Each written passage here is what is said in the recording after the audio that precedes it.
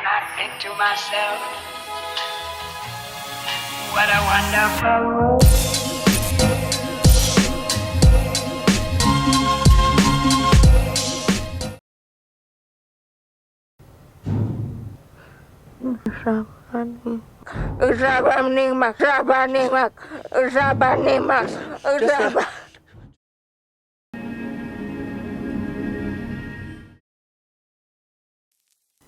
Halo semuanya, selamat datang kembali di Story Film.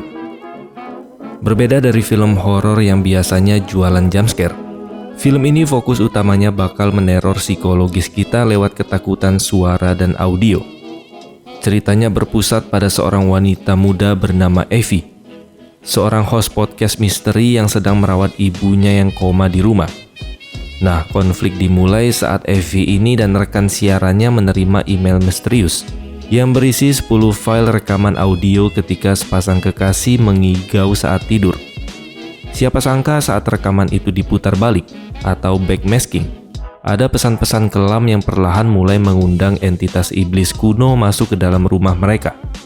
Penasaran? Ya udah, mending kita langsung aja masuk ke alur filmnya. Enjoy the video.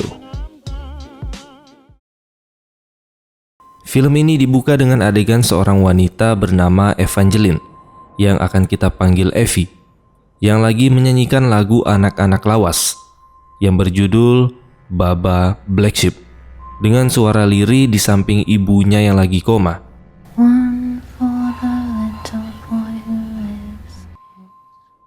Setelah itu Evie kembali ke kamarnya untuk siap-siap mau kerja. Ternyata profesi Evie ini cukup unik. Dia adalah seorang host podcast horor dan misteri. Sekitar jam 3 pagi, Evie menghubungi teman sekaligus rekan co-hostnya yang bernama Justin. Di sela-sela obrolan, Justin sempat nanyain kabar ibunya Evie. Evie pun curhat kalau kondisi ibunya memburuk. Parahnya lagi, pacarnya yang bernama Darren sama sekali nggak bisa diandalkan karena buat ngurus diri sendiri aja dia keteteran. Mendengar hal itu, Justin yang posisinya lagi jauh di London berniat buat datang menjenguk. Tapi Evie langsung menolak dan meyakinkan kalau dia masih bisa mengatasi semuanya sendirian. Setelah obrolan santai itu selesai, Justin bilang kalau dia punya bahan obrolan yang seru banget buat episode podcast malam ini.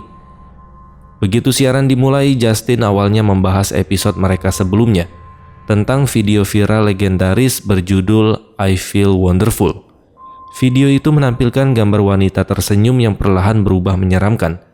Dan konon katanya visual tersebut bikin lebih dari 90 orang nekat mengakhiri hidup mereka. Nah, gara-gara episode itu, Justin mengaku baru saja dapat email misterius dengan subjek LOL. Di dalam email tersebut ada 10 file audio misterius yang disertai pesan teks berupa susunan huruf acak yang menurun, lengkap dengan emotikon senyum terbalik. Justin lalu meneruskan email itu ke Evie. Pas diperhatiin lagi, Evie sadar kalau huruf-huruf acak tadi sebenarnya membentuk anagram yang berkata Tom, artinya buku tebal atau kitab, dan ada juga Tenet yang berarti prinsip atau ajaran. Awalnya Evie mengira ini cuma ulah iseng anak kecil atau malah link virus. Tapi Justin bilang awalnya dia juga mikir begitu. Sampai akhirnya rasa penasaran membuat dia nekat memutar rekaman yang pertama. Rekaman itu ternyata berisi audio dari sepasang kekasih. Justin sengaja nggak mendengarkan semua rekamannya sendirian, karena dia mau meriak langsung di podcast mereka. Dari info awal yang dia dapat, si cewek itu bernama Jessa. Sedangkan identitas cowoknya saat itu belum ketahuan, meski nantinya kita tahu namanya adalah Mike. Justin pun memutar file yang pertama. Terdengar suara Mike yang menjelaskan kalau Jessa sering banget mengigau saat tidur. Tapi Jessa selalu mengelak. Makanya malam itu Mike sengaja merekam diam-diam buat pembuktian. Setelah mereka tidur sekitar 4 jam kemudian, Jessa tiba-tiba mulai menyanyikan lagu anak-anak, yaitu London Bridge. London Bridge is falling down there. Di akhir rekaman, Mike terbangun dan memutar balik suara itu ke Jessa yang kebingungan. Mereka pun makin penasaran. dan Justin lanjut memutar file kedua. Jessa?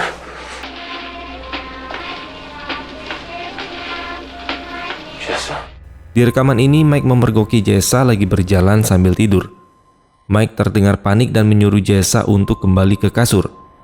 Anehnya di latar belakang rekaman itu terdengar melodi lagu London Bridge. Tapi kali ini nadanya berputar terbalik atau backmasking. Disinilah suasana mulai berubah mencekam.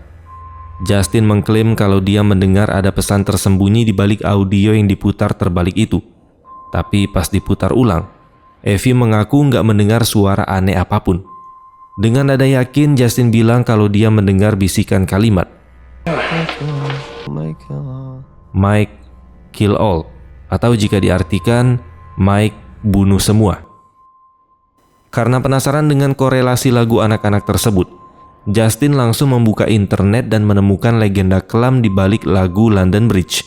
Legenda itu berkaitan dengan Eleanor dari Provence, seorang permaisuri di abad pertengahan. Konon 9 anaknya meninggal di usia muda. Karena percaya jembatan London bakal runtuh kalau nggak dikasih tumbal, dia tega memerintahkan beberapa anak yatim piatu untuk dikubur hidup-hidup di dalam fondasi jembatan tersebut. Evie yang dasarnya skeptis langsung menepis cerita itu. Dia bilang hampir semua lagu anak-anak zaman dulu memang punya latar belakang cerita yang gelap. Evie kemudian meminta Justin untuk sekalian mencari tahu tentang lagu Baba Black Sheep, lagu masa kecil yang sering dinyanyikan oleh ibunya. Justin pun mendownload lagu tersebut dan memutarnya secara terbalik. Sekali lagi Justin mengklaim kalau dia mendengar pesan misterius yang disembunyikan di dalam lagu itu. Sementara Evie tetap tidak bisa mendengar apapun. Disinilah teror psikologis dari file-file audio tersebut perlahan mulai merembet ke kehidupan nyata Evie. Justin menjelaskan kalau lagu Baba Black Sheep itu sebenarnya punya latar belakang yang cukup tragis. Ceritanya tentang satu keluarga peternak yang semua dombanya berwarna hitam. Masalahnya waktu itu wol hitam atau bulu hitam domba dianggap nggak berguna karena nggak bisa diwarnain. Akibatnya keluarga ini kelaparan sampai mereka meninggal. Pas warga desa datang, mereka menemukan domba-domba itu lagi memakan jenazah pemiliknya. Justin berteori kalau lagu-lagu kayak gini sengaja dibuat sebagai peringatan untuk anak-anak agar waspada sama kelakuan orang dewasa. Masuk ke file yang ketiga, Jessa terbangun ketakutan dan memanggil pacarnya, yaitu Mike. Nah, di rekaman itu terdengar suara air yang mengalir. Anehnya di saat yang sama, Evie juga mendengar suara air mengalir di rumahnya sendiri. Di rekaman itu, Mike ngecek ke kamar mandi dan nanya ke Jessa, kenapa keran airnya kebuka. Meskipun Justin girang karena akhirnya tahu nama si cowok itu adalah Mike, Evie malah merasa makin gak enak badan dan meminta siaran podcast itu untuk disudahi. Sebelum tidur, Evie minta Justin mengirimkan file lagu Baba Black Sheep versi terbalik tadi.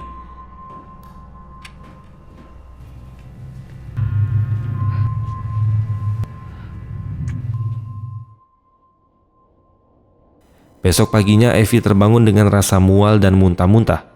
Dia pun langsung menelpon klinik buat bikin janji tes kehamilan. Di hari yang sama, dokter datang memeriksa ibunya dan membawa kabar duka, di mana kondisi sang ibu makin kritis dan dia bisa meninggal kapan saja. Rattling in her breath. Can she hear me? In this state, no one can know for sure. Malamnya Darren atau pacar Evie menelpon dan memaksa Evie buat datang ke pestanya. Awalnya si Evie ragu karena harus menjaga ibunya yang lagi sakaratul maut. Tapi karena Darren terus-terusan memaksa, Evie akhirnya mengalah. Namun sialnya pas mau pergi, ibunya malah buang air besar dan mengotori seluruh kasur. Sebagai anak yang berbakti, Evie tentu saja membersihkan semuanya terlebih dahulu sebelum akhirnya dia berangkat. Going out for a few hours. I won't be long, okay? Singkat cerita, besok paginya Evie pulang ke rumah. Mama! Pas dia masuk ke kamar ibunya, ada kejadian aneh. di mana patung Bunda Maria yang tadi di atas meja sekarang sudah berpindah tempat. Effie buru-buru merapikan kamar ibunya, lalu menyimpan patung itu ke dalam laci. Di dalam laci itulah dia nggak sengaja menemukan sebuah kertas berisi sketsa gambar makhluk yang menyeramkan. Malam berikutnya sekitar jam 3 pagi, Effie mulai bekerja lagi. Dia mencoba memutar lagu Baba Black Sheep yang diputar secara terbalik.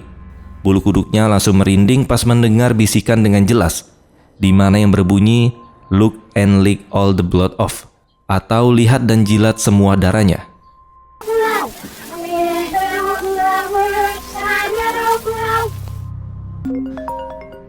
Gak lama setelah itu teleponnya berbunyi. Ternyata dari dokter klinik yang membawa hasil tes di mana Effie positif hamil 6 minggu. Effie langsung syok berat dan minta waktu untuk memikirkan langkah ke depannya.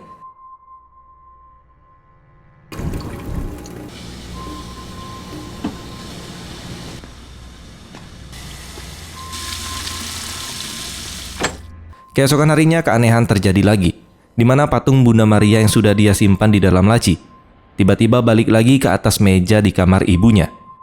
Karena kesal dan emosi, Effie langsung mengunci patung itu di dalam lemari. Malamnya sambil frustasi, Effie minum alkohol dan mendengarkan rekaman suara ibunya dulu, pas dia masih sehat. Mama, just calling to say hi. I'm just calling you to remind you. I'm praying for you.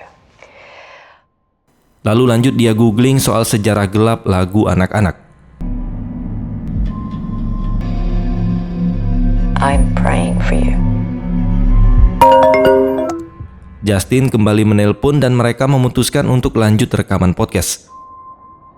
Mereka membahas file ketiga soal keran air yang menyala sendiri, yang menurut Effie cuma masalah pipa tua di rumah Mike dan Jessa.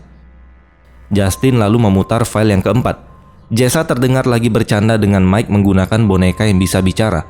Boneka itu seharusnya ada di kamar bayi, padahal mereka belum punya bayi. Itu artinya Jessa saat itu lagi hamil. Di tengah obrolan tiba-tiba terdengar suara dentuman keras yang langsung memotong rekaman itu. The file, he stops it there. Effie lagi-lagi berpikir kalau itu cuma suara pipa yang rusak. Tapi Justin yakin ada suara lain di rekaman itu. Pas diputar ulang dengan volume kencang, barulah Effie bisa mendengar suara bisikan halus. Meski dia masih mengira itu cuma suara noise audio yang masih berantakan. Mereka pun lanjut ke file kelima. Suasananya makin kacau. Jessa mengigau sambil mengatakan satu kalimat yang sama secara berulang-ulang, dengan latar belakang suara dentuman keras yang makin terdengar. Mike yang panik mencoba membangunkan Jessa, tapi Jessa mengigau semakin keras. Mengerikannya, Effie merasa suara dentuman di rekaman itu juga bergema di dalam rumahnya sendiri. Rekaman pun terputus secara misterius. Karena suasana makin mencekam, Effie meminta stop rekaman pada malam itu.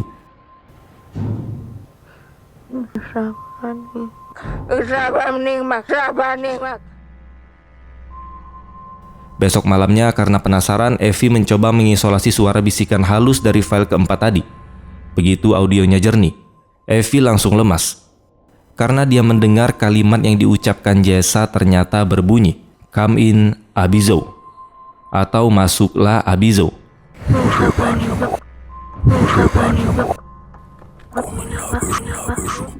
Nah, di sini mungkin kalian heran siapa itu Abizo. Makanya kita lanjut dulu.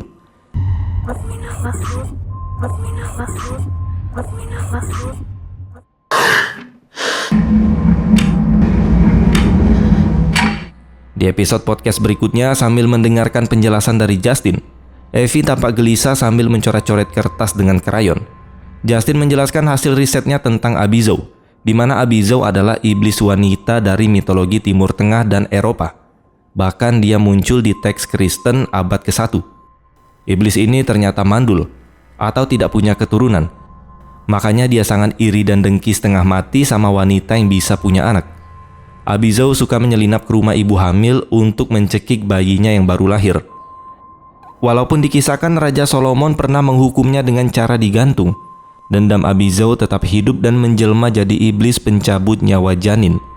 Banyak orang percaya itulah penyebab keguguran dan kematian bayi saat lahir. Di zaman modern ada sekte yang percaya kalau Abizo bersemayam di dalam patung Santa Rita dari Cascia. Konon ada wanita pemuja patung itu yang tega membunuh suaminya yang selingkuh, lalu memutilasi kepala bayinya sendiri dan menempelkannya di salib patung tersebut. Mendengar cerita sesadis itu, Evie yang lagi hamil muda langsung ketakutan dan menyuruh Justin menyudahi pembahasan sekte tersebut. Justin kemudian memutar file ke-6.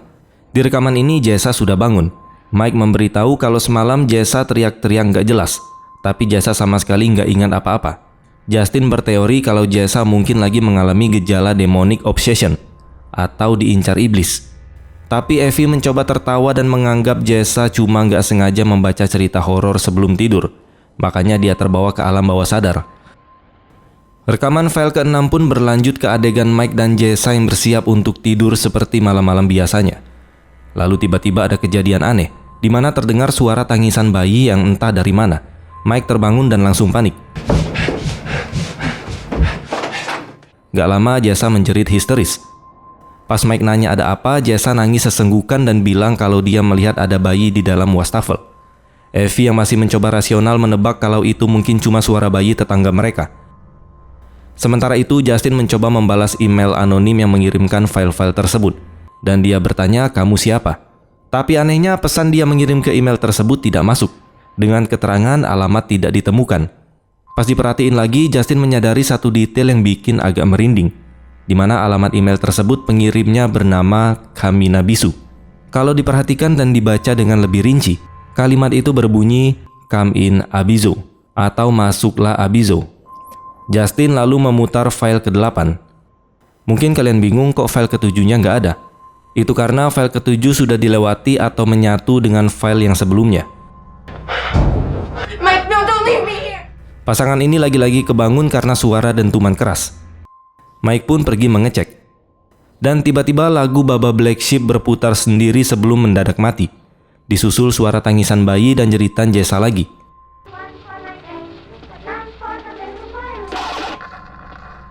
Mike langsung buru-buru menenangkan Jessica yang syok berat karena mengaku telah melihat sosok iblis itu. Justin pun langsung panik karena lagu Baba Black Sheep di rekaman itu versi dan aransemennya persis sama dengan yang dimiliki oleh Evie. Tapi Evie tetap mengelak dan bilang itu cuma kebetulan aja. Justin mencoba googling kata Kaminabisu dan menemukan dua berita kriminal yang mengerikan. Yang pertama, ada kasus seorang wanita yang terobsesi dengan kalimat tersebut. Lalu dia mengirimkannya lewat SMS ke orang-orang secara random. Lalu berakhir menenggelamkan bayinya sendiri di dalam wastafel. Kasus yang kedua, seorang seniman keramik yang hobi membuat ratusan patung anak kecil yang mati dan membagikannya ke wanita muda di lingkungannya. Wanita itu akhirnya bundir saat hamil 5 bulan. Melihat polanya yang makin gak beres, Justin menyarankan agar mereka berhenti mendengarkan rekaman itu dan menghapus proyek podcast ini. Tapi Evie menolak dengan keras. Dia merasa mereka akhirnya punya konten yang bisa bikin podcast mereka viral dan meledak. Evie mengusulkan untuk membaginya jadi 2 part dan lanjut rekaman beberapa hari lagi. Justin pun di sini terpaksa setuju. Di akhir siaran, Justin mengumumkan ke para pendengar, kalau ada yang tahu siapa Mike dan Jessa, silakan telepon ke podcast mereka Jumat depan, antara jam 2.30 sampai 3.30 pagi. Setelah siaran, Evie pergi ke kamar ibunya. Di sana dia curhat kalau dia sedang hamil. Evie bilang kalau anaknya perempuan dan dia mau kasih nama Mary. Tapi di sini dia merasa nggak becus jadi seorang ibu. Pas lagi curhat, tiba-tiba lampu lemari pakaian menyala sendiri. Evie yang ketakutan langsung mematikannya dan balik ke kamar.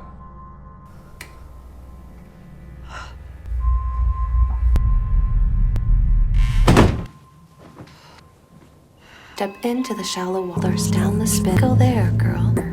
Bleeding. Malamnya Evie terbangun dari mimpi buruk. Dia pun kembali mengecek kamar ibunya dan samar-samar mendengar sang ibu seperti lagi melafalkan doa Hail Mary atau Salam Maria.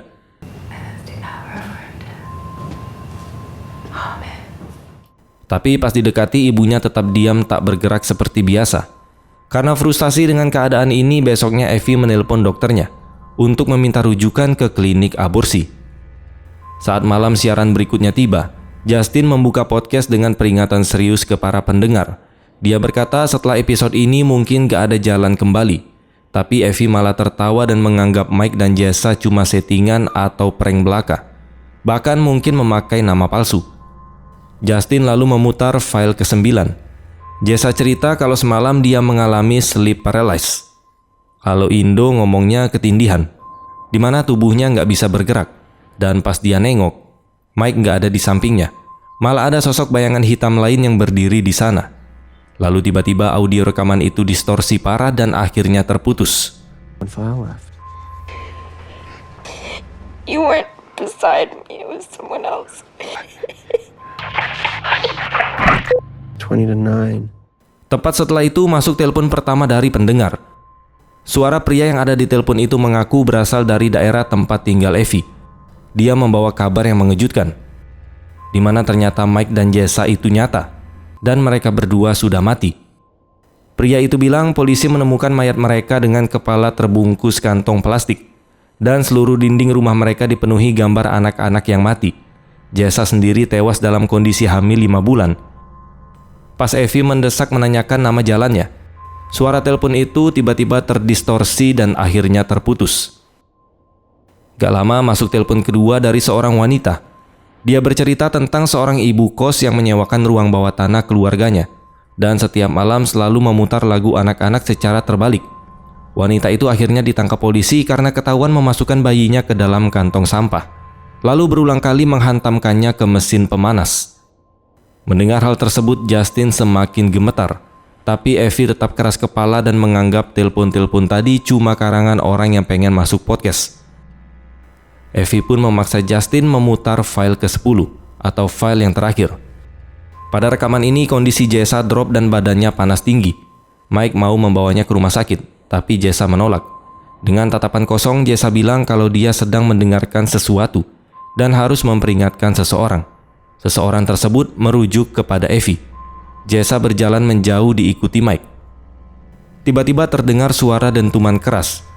Yang anehnya juga suara tersebut berbunyi serentak di dalam rumah Evie.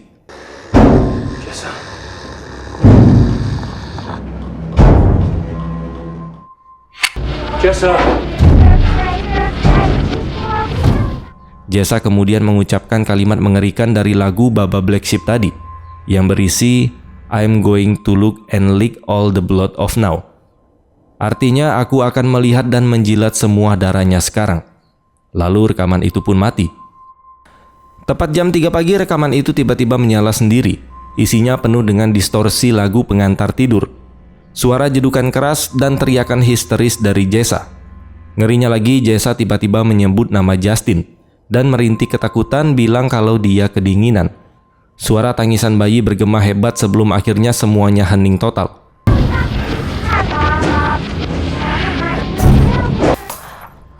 Evie yang syok dan ketakutan langsung marah-marah ke Justin.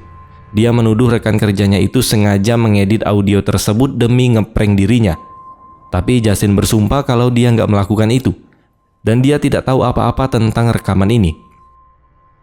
Di tengah kepanikan dan adu argumen mereka yang cukup tegang, tiba-tiba telepon podcast mereka berdering lagi untuk kesekian kalinya. Si penelpon yang merupakan seorang wanita malah nyari orang bernama Mary. Meskipun Justin udah bilang gak ada yang namanya Mary di sana, wanita itu pun terus-terusan mengulang kalimat yang sama dengan nada datar. Di saat yang bersamaan, rumah Evie mulai diguncang suara dentuman keras yang semakin nyata. Who is this? I'd like to speak with Mary. Who is this? I'd like to speak with Mary. Belum sempat reda paniknya, masuk lagi telepon yang berikutnya, di mana suara wanita di telepon itu memperingatkan dengan nada yang cukup mengerikan. Isinya adalah, kalian harusnya nggak memanggil Abizo. Dia sudah menunggu di file ke-10 tepat di jam keramat. Wanita itu pun tertawa lalu memutus teleponnya.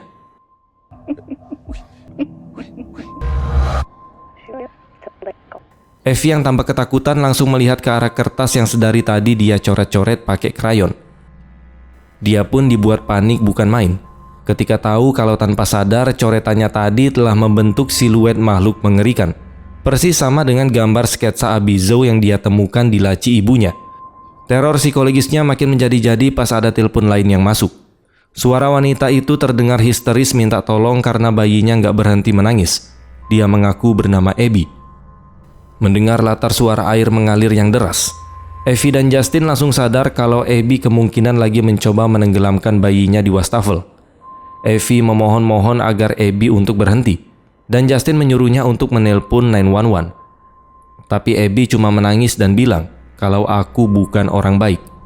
Melihat situasi yang makin parah, Evie malah kena mental. Di momen emosional itu, Evie membuat pengakuan yang sedikit mengejutkan. Dia mengaku bahwa dialah yang telah membunuh ibunya secara perlahan. Evie cerita kalau dulu waktu dia kecil, ibunya selalu berdoa di samping tempat tidurnya setiap malam. Tapi begitu ibunya jatuh sakit dan gantian meminta Evie untuk menemaninya berdoa, Evie selalu menolak mentah-mentah karena dia lelah dan skeptis. Gara-gara penolakan itu, ibunya pun jadi depresi, berhenti makan, berhenti bicara, hingga akhirnya dia koma dan sekarat. Evie mencoba menenangkan Abby dengan bilang, "Kamu adalah orang baik." Tapi tiba-tiba suara Abby di telepon berubah menjadi tawa yang cukup melengking. Lalu kemudian terdengar suara seperti iblis yang berkata, "It's too late." Di sini Justin mulai panik setengah mati. Sementara di rumah Evie, lagu anak-anak tiba-tiba berputar sendiri dengan volume kencang di seluruh sudut ruangan. Evie pun berlari mengecek ke ruang tengah dan melihat TV-nya menyala sendiri, menampilkan video viral terkutuk yang berjudul I Feel Wonderful. Evie mencoba mencabut kabel colokan TV-nya, tapi anehnya layar TV itu tetap menyala. Justin berteriak lewat telepon menyuruh Evie untuk segera keluar dari rumah itu. Tapi fokus Evie buyar karena keran air di rumahnya tiba-tiba menyala sendiri dengan aliran yang sangat deras. Pas dia mencoba mematikannya, lampu-lampu di rumahnya mulai meledak satu persatu, yang membuat rumah itu mendadak jadi gelap. Evie yang ketakutan cuma bisa menangis memanggil-manggil nama Justin. Sementara Justin yang panik mencoba menenangkannya. Tapi dia juga tidak bisa berbuat apa-apa karena posisinya yang sangat jauh di London. Dengan sisa keberaniannya, Evie berlari ke lantai atas. Di sana dia melihat pemandangan yang mengerikan, di mana seluruh dinding rumahnya kini sudah penuh dengan coretan krayon bergambar sosok Abizo dan jasad bayi yang mati. Persis seperti TKP pembunuhan Mike dan Jessa yang diceritakan oleh pendengar tadi. Gak cuma itu, Evie mulai mengalami halusinasi visual yang parah. Dia melihat kilatan-kilatan bayangan mayat dengan kepala terbungkus kantong plastik. Puncaknya, Evie berlari masuk ke kamar ibunya untuk mencari perlindungan. Tapi begitu dia membuka pintu, kasur ibunya sudah kosong. Hanya ada patung Bunda Maria yang tergeletak di atas kasur. Lalu saat dia menoleh ke arah kamar mandi, perlahan ibunya mulai berjalan keluar mendekati Evie dengan gerakan yang sangat aneh dan kaku.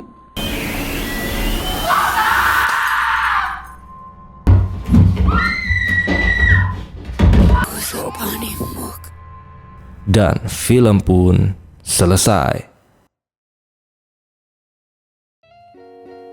Ending yang sangat mengabizokan. Di sini saya bisa menyimpulkan, sepertinya semua penelpon misterius tadi kemungkinan adalah manifestasi suara atau korban-korban Abizo terdahulu yang sengaja meneror mental Evie sampai dia menyerah. Gimana nih, seru nggak menurut kalian filmnya? Memang film Undertone lebih fokus memberikan eksperimen horor melalui suara. Ya, karena sutradara film ini memang memiliki latar belakang di bidang virtual reality horror yang berbasis audio. Oke lah teman-teman, mungkin ini aja yang bisa kita bahas pada kesempatan kali ini. Terima kasih sudah menonton dan sampai jumpa di next video.